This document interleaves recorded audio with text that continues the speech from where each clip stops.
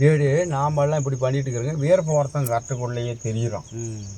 என்ன பண்ணி அவனுது எதாக இருந்தாலும் ஊரில் கூப்பிட்டு ஒரு வசூல் பண்ணி அவனையும் ஊருக்கு கூட்டியாந்து அவனை கூப்பிட்டு வச்சு இதெல்லாம் பண்ணால் நல்லா இருக்குமேன்னு அவனை என்ன காட்ட தெரிவிட்டு பையனுக்கெல்லாம் நாம் ஊருக்கார் பண்ணுறோம். நாங்கள் தான் லேட்டர் நாங்கள் தான் கட்சின்னு சொல்லி இந்த கோட்டையருக்கார் கொஞ்சம் திமிரா பேசிட்டோம்.